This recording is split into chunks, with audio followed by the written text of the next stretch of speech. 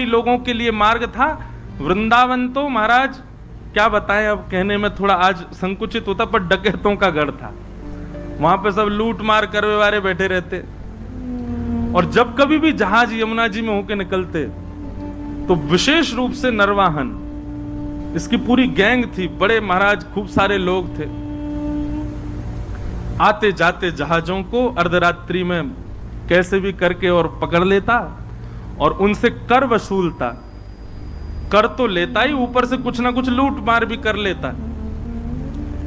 इसलिए सब लोग डरते थे, यमुना जी के मार्ग से दिन दिन में ही निकल जाओ, कहीं रात हो गई तो नरवाहन पकड़ लेगा, ऐसा नरवाहन। तो जब श्री महाप्रभु जी राधा वल्लभ लाल जी को लेकर के वृंदावन में आए तो वर्णन आता है कि आत्मदेव ब्राह्मण जिसकी 2 कन्या थी, उसने खूब धन संपत्ति देकर के भेजा। साज सज्जे, ऐसे सुंदर सुंदर श्रृंगार, ऐसे सुंदर सुंदर सोने चांदी मणि आदि के मुकुट। और फिर ऐसा भी भाव है, जो महाप्रभु जी की प्रथम पत्नी थी रुक्मणी बाई, जिनसे पहले ब्याह हुआ था, रुक्मणी बाई जी और महाप्रभु जी के बड़े प्रथम पुत्र श्री वनचंद्र जी, आप दोनों भी नवरंगी लाल जी की सेवा छोटे बालक को देकर के, गोपीनाथ जी को देकर के, आप भी देवबंद से वृंदावन आ गए थे। महाप्रभु जी ने ही कहा होगा कि भाई अब यहां सेवा का विस्तार है, आप लोग भी आ जाओ। तो वे भी जब आई तो खूब सारा धन संपन्न लेकर के आई अपने साथ में, धन संपदा। तो वृंदावन के आसपास के गांव में जो ब्रजवासी रहते थे सब आते थे, अरे भैया नयो नयो लाला आयो, नयो नयो ठाकुर जी आयो, हमारे वृंदावन में सब दर्शन करने आते। कैसा समय रहा होगा ना वो।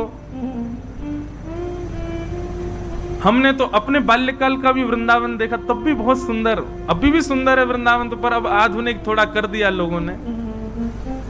वृंदावन का अद्भुत आनंद था।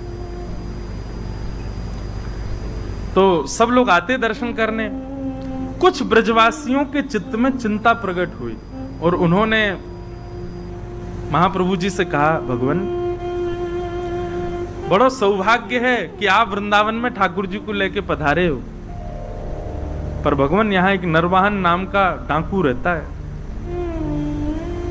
आपके ठाकुर जी इतने साज सज्जे में विराजते हैं, इतनी संपत्ति और इतने सोने चांदी सब आप लेकर के आए हो, हमें तो भय लगता है कि कोई घर तो है नहीं, कुटिया तो है नहीं, मंदिर तो है नहीं, आप ऐसे ही कुंज निकुंजों में ही रहते हो, और इतनी सारी संपत्ति आपके साथ में आई है, इतने सोने चांदी हीरे जवाहरात सब आए हैं, कहीं अगर उसने आकर के डकैती डाल दी तो बड़ी दिक्कत हो जाएगी। महाप्रभु जी बोले, तो क्या करें, क्या चाहते हैं आप लोग?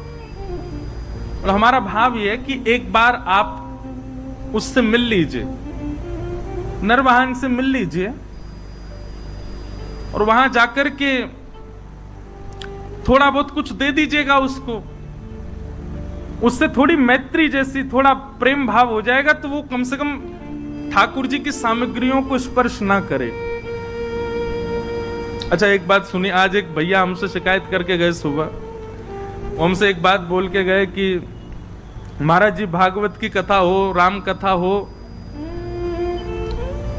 तो कभी अगर 1-आध मिनट की कथा छूट जाए तो पकड़ में आ जाती है। बोले लेकिन भक्तमाल जी जो आप सुना रहे हैं, एक क्षण की भी छूट जाती तो ऐसा लगता है पूरी कथा ही छूट गई। मैंने की तो क्यों छोड़ते हो? बोले मैं नहीं छोड़ता, अगल वाले पीछे वाले फोन चलाते हैं, बात करते हैं, इससे हमारी कथा छूट जाती है। आप कथा में सबको कह दो कि सब लोग अपना फोन बंद रखें, आसपास में बात नहीं करें। मैंने आज कह देंगे, ब्याह नहीं होगा अगले जन्म में, देख लेना, फिर मत करो भैया। बहुत बहुत अंतरंग बड़े सुंदर सुंदर भाव हैं, ऐसे ऐसे भाव जो अनेक ग्रंथों में पढ़ने के बाद भी नहीं मिले आपको। ये सब सुनो भाव से। कैसे हमारा वृंदावन सुसज्जित हुआ, सुनो। आज जिनके दर्शन हम क्षण भर में कर लेते हैं, कितनी श्रम करके आचार्यों ने वृंदावन में उनको विराजमान किया। तो महाप्रभु जी तो अष्टयाम में इतने व्यस्त रहते थे, हम लोग विचार करते हैं 2 समय के भोजन ठाकुर जी को पधराना, उसके लिए भी कितनी योजना बनाते हैं। और श्री हृदयवंश महाप्रभु जी ने राधा वल्लभ जी को वृंदावन में विराजमान करके अगले दिन से ही अष्टयाम प्रारंभ कर दी। 8 याम सेवा चलती राधा वल्लभ जी की। यह भी विचार नहीं कि मंदिर नहीं है, व्यवस्था नहीं है, रसोई नहीं है, खुले में ही सब व्यवस्थित करके अष्टयाम सेवा हो ठाकुर जी की। ब्रजवासी सब संत भी आ गए, सबने कहा कि बोले नहीं ये निर्णय उचित है, आप नरवाहन से एक बार मिल लीजिए।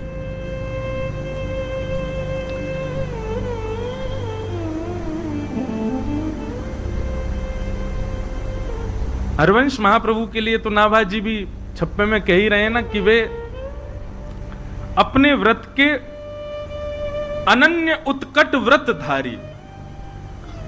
एक बार जो व्रत धारण कर लेते हैं फिर चाहे ब्रह्मांड हिल जाए उसका त्याग नहीं कर सकते।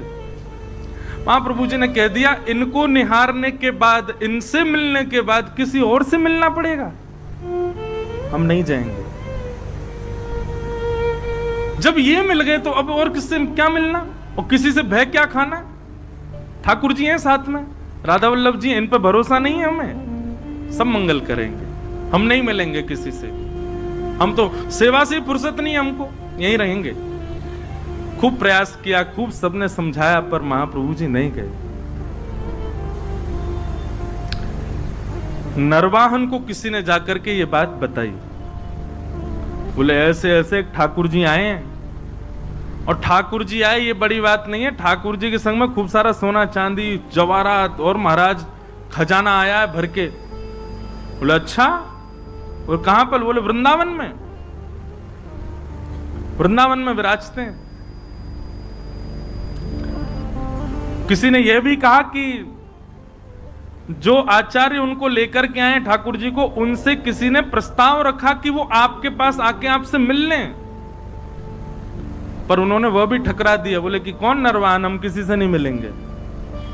अब तो नरवाहन को चोट लगी। बोले अच्छा, हमसे मिलने से मना कर दिया? बोले हाँ। कहां पर है? बोले ऊंची ठौर, मदन टेर, थोड़े ऊंचा टीला सा था, उस पर विराजते थे ठाकुर जी। कल चलेंगे, हम भी तो देख के आए कैसे ठाकुर जी, कैसे आचार्य।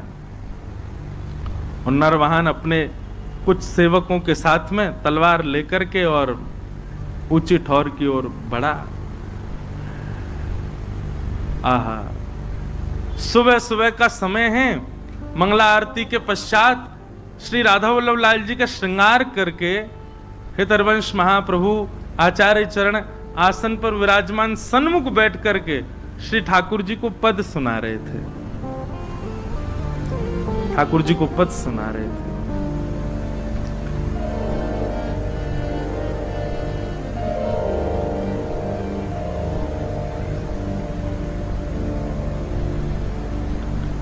बनी श्री राधा मोहन की जोरी, बनी श्री राधा मोहन की जोरी, बनी श्री राधा मोहन की जोरी, बनी श्री राधा मोहन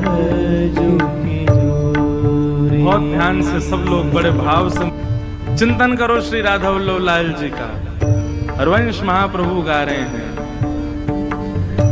राधा मोहन की जोरी बनी श्री राधा मोहन की जोरी बनी श्री राधा मोहन की जोड़ी बनी श्री राधा मोहन की जोड़ी बनी श्री राधा मोहन की जोड़ी बनी श्री राधा मोहन की जोड़ी बनी श्री राधा मोहन की जोड़ी बनी श्री राधा मोहन की जोड़ी। हे इंद्र नीला इंद्र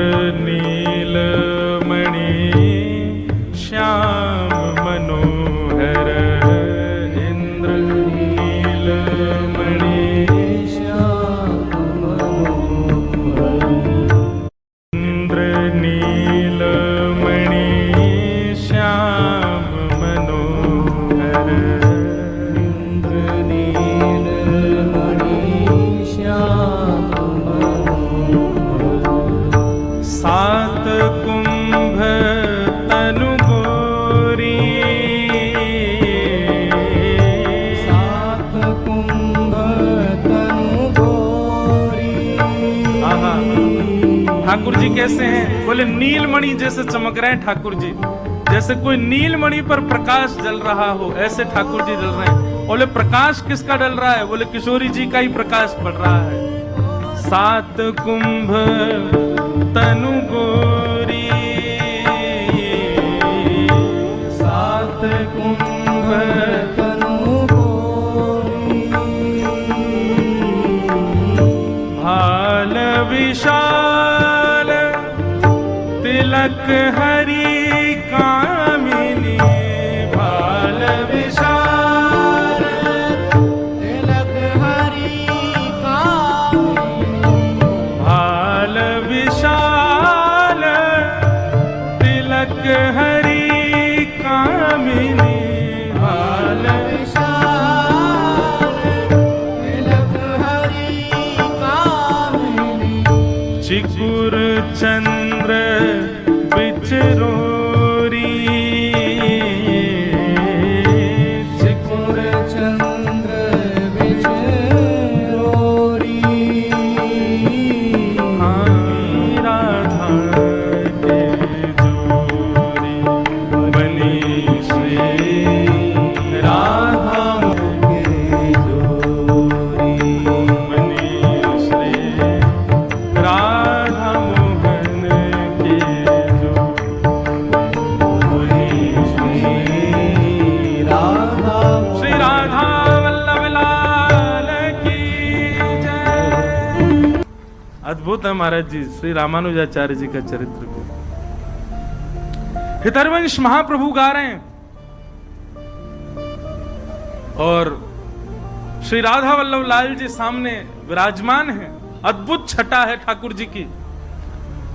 इतने में ही तलवार से उसने कुंज जो आपस में जुड़ी हुई हैं, इस प्रकार से जैसे अंदर झांक करके देखा, पत्तों की आवाज आई। देख ही रहा था, महाप्रभु जी गा रहे थे। नरवाहन ने जैसे ही तलवार से लता गुल्मों को दूर किया और भीतर झांकने लगा, तो पत्तों की आवाज से महाप्रभु जी ने गाते गाते बस इस प्रकार से पीछे देखा। जैसे कई बार आपने अनुभव किया, कोई पीछे आ जाए, आप पूरे नहीं मुड़ के केवल इतने ही मुड़ते हो, इतने ही मुड़े और आंखों को घुमाते हो देखने के लिए कौन है पीछे। महाप्रभु जी केवल इतने घूमे और आंखों से बस पीछे निहारा। नरवाहन दिखा नहीं उनको, लेकिन नरवाहन को इतना रूप दिखा केवल महाप्रभु जी का। हरिवंश महाप्रभु का इतना मुख देखते ही उसके तो हाथ कंपायमान होने लगे, उसके तो नेत्रों से अश्रुधार गिरने लगे। ना जाने क्यों अपने अवगुण सब अवगुण जैसे दिखने लगे। मनी मन भीतर ही भीतर उसके ना जाने कितनी ग्लानि उत्पन्न होने लगी। वो मानो ये विचार करने लगा, जिस वृंदावन में इतने दिन से मैं ऐसे अनीत कृत्य कर रहा हूं, उस वृंदावन का वास्तविक दर्शन तो आज मुझे हुआ है। जिस वृंदावन को पाकर के भी मैंने उस वृंदावन की योग्यता को नहीं समझा, वो वृंदावन तो ये है। नीचे आचार्य का आधा मुख और पीछे ठाकुर जी का संपूर्ण अंग, इन दोनों का एक साथ दर्शन नरवाहन को हुआ। और केवल दर्शन मात्र से हाथ कांपने लगे, पैर कांपने लगे, स्थिति ऐसी हो गई रुक ही नहीं पा रहा था। वहां दौड़ा नीचे, पीछे सब उसके जो सेवक गए थे साथ में वो भी दौड़े। क्या हुआ क्या हुआ, अब तो स्थिति बस कुछ समझ ही नहीं आ रहा है क्या स्थिति है। बंधुओं, आपने कभी सत्संग नहीं सुना, या आपके किसी परिचित के साथ ऐसा हो कि उसने कभी सत्संग नहीं सुना, कभी वृंदावन नहीं गया, कभी गोविंद देव जी नहीं गया, कभी महाप्रसाद नहीं पाया, कभी भी किसी भी प्रकार की भक्त स्थिति में वो नहीं रहा, और अचानक से किसी की वाणी सुन करके, किसी का दर्शन करके, किसी की उपस्थिति से उसके अंदर परिवर्तन हो जाए, तो यही समझना चाहिए कि श्री किशोरी जी ने उसको स्वीकार किया है। क्योंकि उसकी योग्यता तो थी नहीं, उसके लक्षण तो थे ही नहीं, उसके गुण तो थे ही नहीं उस योग्य बनने के, फिर कैसे वो भक्त हो गया? ठाकुर जी ने चुना। नरवाहन ने भले ही वृंदावन से डकैती करी हो, पर करी तो वृंदावन में।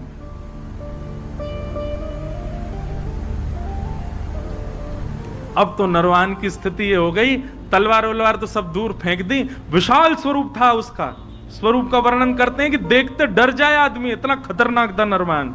लेकिन ऐसा दीन हो गया, अभी तक वो महाप्रभु जी से चर्चा भी नहीं हुई, कुछ सुना नहीं उसने, अगले क्षण से ही उसकी स्थिति ऐसी दीन बन गया। प्राण हरिवंश, जीवन हरिवंश, नित्य हरिवंश, हरिवंश हरिवंश हरिवंश हरिवंश, बस यही गाता रहता और लता कुंजों में पड़े पड़े रुदन करता रहता, अपने आप को कोसता। ऐसी आत्मग्लानि में चला गया और केवल प्राण हरिवंश, जीवन हरिवंश, नित्य हरिवंश, बस हरिवंश हरिवंश हरिवंश, इसी भाव में ही रहता। आसपास के सब सेवक बेचारे तलवार लिए खड़े रहते, उसको देखते, देखा तो हमने भी, हम पे तो कुछ नहीं हुआ, इसको क्या हो गया। सरदार सरदार उनको बोलो हरिवंश, गाओ हरिवंश, कहो हरिवंश, नाचो हरिवंश। बोले हरिवंश रोटी खिला जाएंगे? अरे अपना काम धंधा कैसे करना है अब? बोले सब हरिवंश, नित्य हरिवंश, बस हरिवंश हरिवंश हरिवंश, यही गाता रहता। जय जय राधा वल्लभ हित हरिवंश, श्री हरिवंश। साथ के सब लोगों ने सोचा, बोले भैया ट्रेंड तो हम हो ही गए इनके संग रह के, अब इनको रहने दो, हरिवंश जी की स्मृति, हम चलें अपना काम करें। उसी समय एक जैन व्यापारी आगरा से अपना कुछ सामान लेकर के बड़े जहाज में यमुना जी के रास्ते दिल्ली जा रहा था। तो नरवाहन के संग में रहने वाले सब लोगों ने योजना बनाई और उस जहाज को बीच में ही रोक लिया। उस जहाज पर भी करीब 200-250 लोग थे।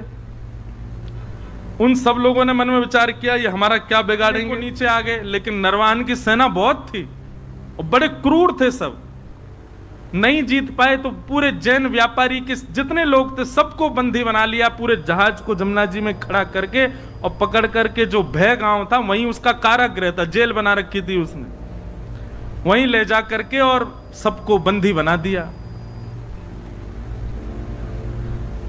सबको बंदी बना करके उन पर क्रूरता करने लगे, मारने लगे, पीटने लगे, उनको स्थिति खराब कर दी। क्यों? क्योंकि कर तो दिया नहीं, ऊपर से हम पे हाथापाई कर रहा है, जानता नहीं हम नरवाहन की सेना है।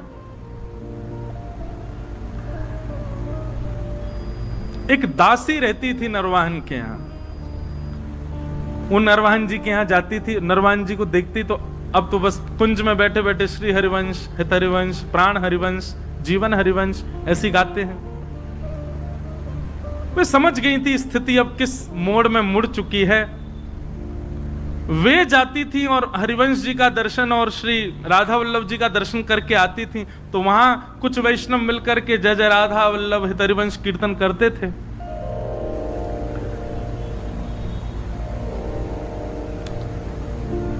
भय गांव में जिस कारागृह में सबको बंदी बनाया हुआ था, दासी वहां गई और वहां जाकर के देखा वो जैन व्यापारी बेचारा रो रहा था, मेरे छोटे छोटे बच्चे हैं, मेरा परिवार है, मैं तुमको कर दे दिया, सब ले लो, मेरा जहाज भी अपने पास रख लो, मुझे मुक्त कर दो। लेकिन वे लोग तो इतने क्रूर, तूने हम पे हमला किया क्यों?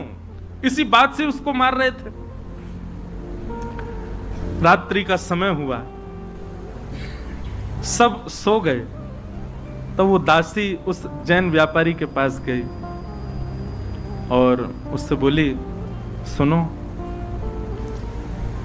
अर्धरात्रि का समय है, मैं जैसे ही चली जाऊं यहां से, उसके बाद जोर जोर से जय जय राधा वल्लभ हित हरिवंश, जय जय राधा वल्लभ श्री हरिवंश, जय जय राधा वल्लभ श्री, इसका उद्घोष करना और सब मिलकर के एक साथ करना।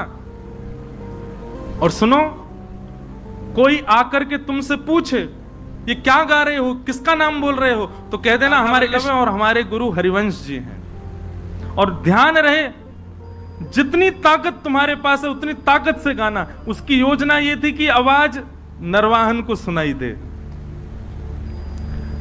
कारागृह में बंदी बने हुए जो सब व्यापारी थे, उस दासी के जाति सब चिल्लाने लगे, जय जय राधा वल्लभ हित हरिवंश, जय जय राधा वल्लभ श्री हरिवंश, जय जय राधा वल्लभ हित हरिवंश।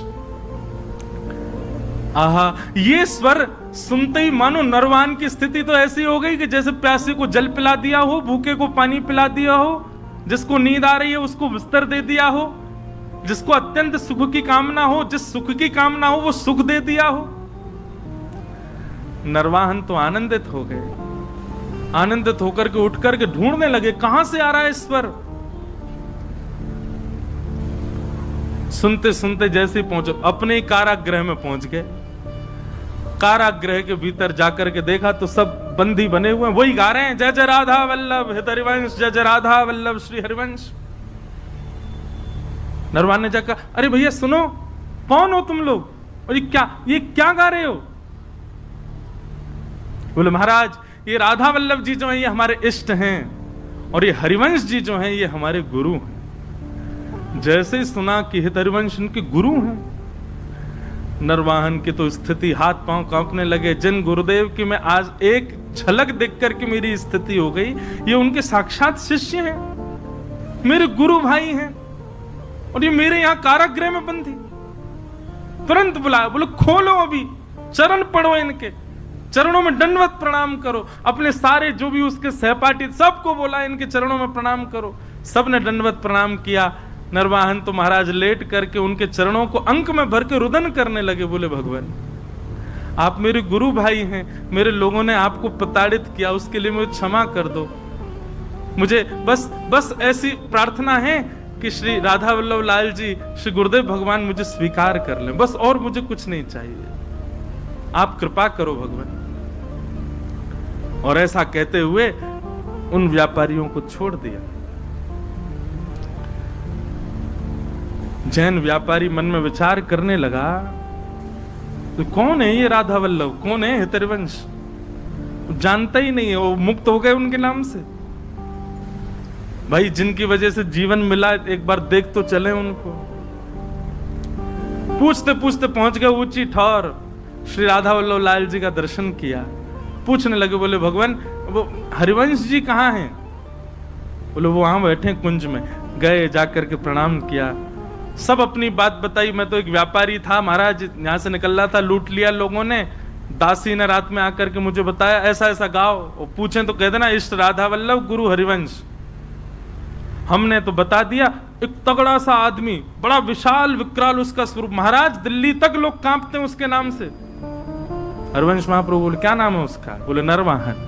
बोले अच्छा नरवाहन, नाम तो जानते थे महाप्रभु जी भी। बोले बड़ा डकैत है। बोले महाराज उसने जैसे ही आपका नाम सुना नतमस्तक हो गया, राधा वल्लभ जी का नाम सुना रुदन करने लगा, चरणों में गिर करके खूब उसने प्रार्थना करी। बस यही कह रहा था कि गुरुदेव भगवान स्वीकार कर लें, राधा वल्लभ जी स्वीकार कर लें। जैसे ये भावना उसकी सुनी महाप्रभु जी ने देखा तो राधा वल्लभ जी की ओर जैसे ही देखा तो राधा वल्लभ जी खड़े तो सीधे थे, देख यहीं रहे थे, बातों को ही सुनने थे। और जैसे ही महाप्रभु जी ने देखा उन्होंने तुरंत अपनी नजर सीधी कर ली। महाप्रभु जी समझ गए, ओहो इनको कृपा करनी है। वाह जय जय, बड़ी कृपा आपकी है। एक डकैत को ऐसी दृष्टि डाली कि वो पूरा बदल गया, सब उसकी स्वीकार। ठीक है, महाप्रभु जी ने भी भाव बनाया, आएगा तो अब उसको दीक्षा दे देंगे हम।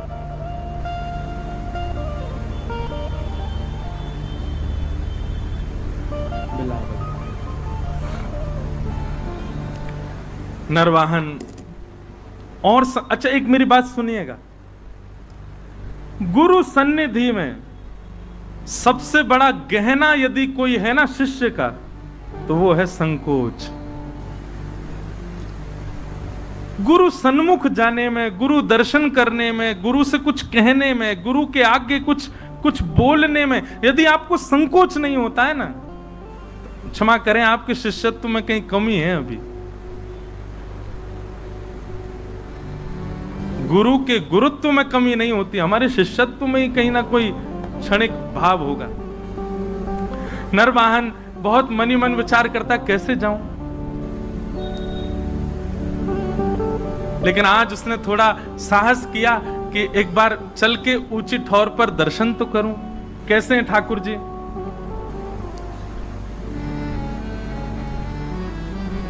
पहुंच गया। जैसे ही गया महाराज, लता कुंजों के बीच में श्री राधा वल्लभ जी का दर्शन किया। राधा वल्लभ जी का दर्शन करके आनंद निमग्न नेत्रों से अविरल अश्रुधार गिरने लगी, आनंदित हो गया। और जैसे ही हितरवंश महाप्रभु सामने आए, उनका दर्शन करके तो जो स्थिति हुई, कई लोगों के मन में आ सकती है भावना कि बताओ आप महाराज जी कथा में ऐसी बात बता रहे हैं, ठाकुर जी को देख करके तो केवल उसको कंपन होता है, आचार्य को देख करके तो वो पूरा ही ऐसे, बोले आप आचार्य को प्रधान, आचार्य प्रधान हैं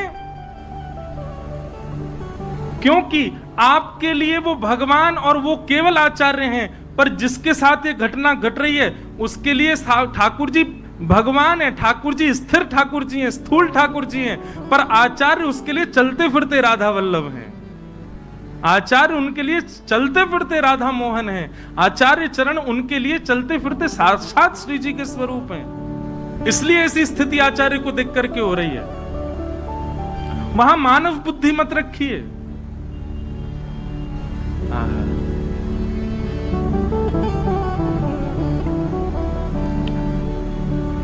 हरिवंश महाप्रभु आए, नरवाहन को देखा, देखते ही अपने हृदय से लगा लिया, हृदय से लगाया, हृदय से लगा करके और फिर राधा वल्लभ जी का दर्शन कराया। निहारो इनको, भाव से निहारो। क्या अनुभव हो रहा है नरवाहन? बोले बहुत सुखद अनुभव। बोले ही नहीं पा रहा नरवाहन। राधा वल्लभ जी के सन्मुख विराजमान करके नरवाहन को गुरु मंत्र प्रदान किया, निज मंत्र प्रदान करके उसको दीक्षा प्रदान कर दी। और महाराज जी श्री हित चतुरासी जी में महाप्रभु जी के जितने पद हैं उन पदों में 2 पद 11 और 12 संख्या का पद, ये 2 पद महाप्रभु जी ने नरवाहन की छाप से गाए हैं। ऐसी कृपा केवल नरवाहन के ऊपर हुई और किसी के ऊपर नहीं हुई। क्यों? बोले महाप्रभु जी ने दीक्षा देकर के उसको, मतलब इतने कम समय में, इतने कम स्थिति में और बिना किसी साधना, बिना किसी योग्यता के किसी पर अगर कृपा यदि हुई है वो नरवाहन के ऊपर हुई है। दीक्षा देते ही ठाकुर जी ने, श्री हितरवंश महाप्रभु जी ने दर्शन करा दिए ठाकुर जी के अंतरंग लीला के। तो वो 12वें संख्या का जो पद है वो मैं एक गाऊं जिसमें नरवाहन की छाप है। क्या दर्शन करा रहे हैं नरवाहन को? रास का दर्शन है।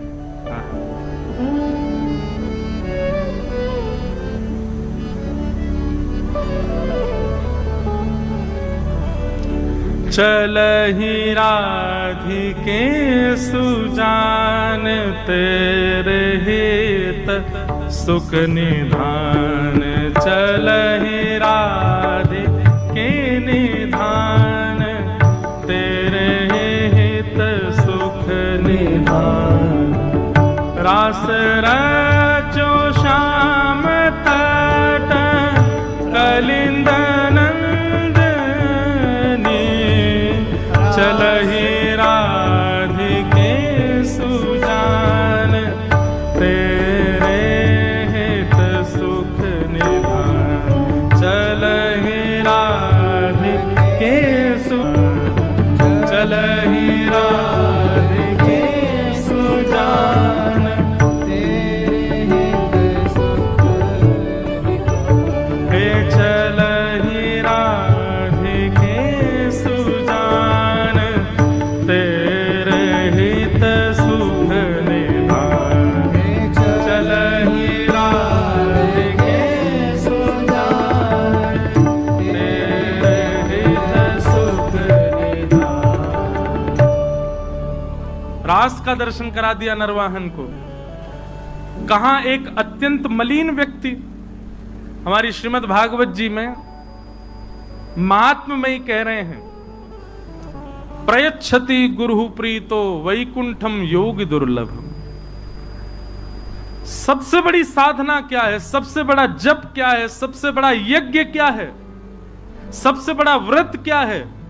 हमारे गुरु बस हमारी निष्ठा से प्रसन्न हो जाएं। गुरु यदि प्रसन्न हो गए, राधा माधव को गोदी में बैठा देंगे। भले ही स्वयं गुरु को दर्शन नहीं हो, आपको करा देंगे। ये गुरु में सामर्थ्य है। बस आज से जितने भी परंपरागत यहां बैठे हैं, जिन जिन के पास परंपरा से दीक्षा है, महाराज जी मैं फंस जाता हूं यहाँ पे, क्योंकि मैं दीक्षा देता नहीं और कई लोग यहीं आस लगाए बैठे जे कब देंगे।